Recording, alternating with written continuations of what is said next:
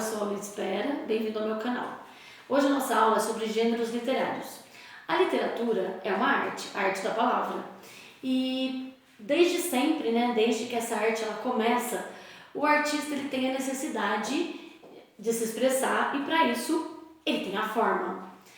A literatura, então, ela se divide em dois gêneros, que é a prosa e a poesia.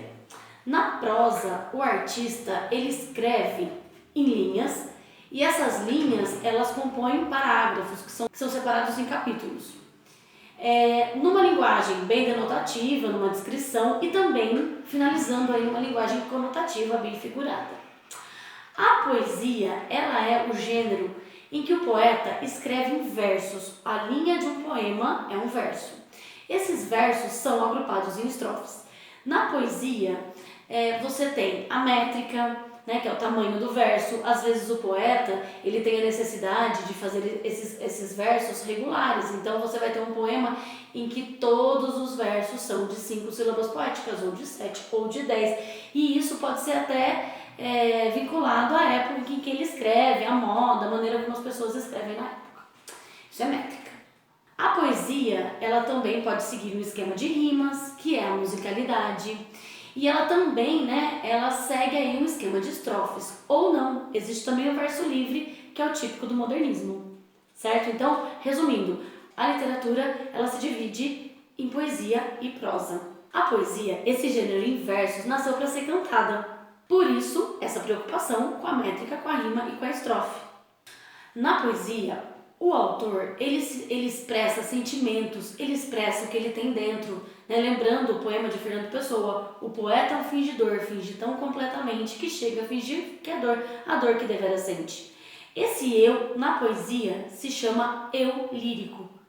A poesia está entre os mais antigos registros de arte literária. Há registros de poesia 25 séculos antes de Cristo, em hieróglifos no Egito. Na poesia moderna, uma das mais importantes ferramentas é a metáfora, uma figura de linguagem em que o poeta faz uma comparação ideológica.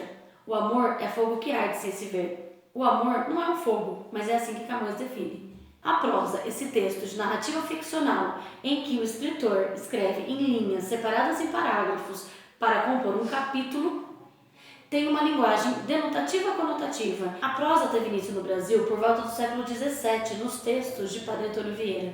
Os textos proferidos por ele naquela época são de uma prosa didático-moralizante. Os gêneros em versos mais importantes são a poesia lírica, em que o eu lírico, ou seja, o poeta se manifesta em primeira pessoa. Ali ele coloca os seus sentimentos mais íntimos. Se eu morresse amanhã, viria ao menos fechar meus olhos minha triste irmã. Minha mãe de saudades morreria se eu morresse amanhã. São versos de Álvares de Azevedo, do romantismo brasileiro. No gênero épico, você tem a narrativa de feitos heróicos de um povo em versos. Os mais importantes que a gente conhece são Ilíada e Odisseia de Homero, bem antigo, e os Lusíadas de Camões. O gênero dramático é a reprodução das falas das personagens. É o gênero do teatro, também escrito em versos. Os principais gêneros em prosa são o romance, a novela e o conto. No romance, nós temos ações, ou seja, conflitos narrados simultaneamente. São vários conflitos narrados simultaneamente. No romance, nós temos essa narrativa longa, com um número grande de personagens principais e secundários. Na novela, são diminuídos os personagens secundários. Os conflitos aparecem de forma sucessiva. É muito comum você confundir a novela com o romance ou com o conto. Essa teoria, ela confunde vários teóricos. Então, uma maneira bem simples que eu acho para você estudar é gravar o romance como conflitos simultâneos, enquanto a novela, conflitos sucessivos. Ou seja, as histórias são narradas um conflito, depois outro conflito e depois outro conflito. No conto, você tem apenas um conflito. E você tem uma diminuição dos personagens. O conto se apresenta em personagens principais.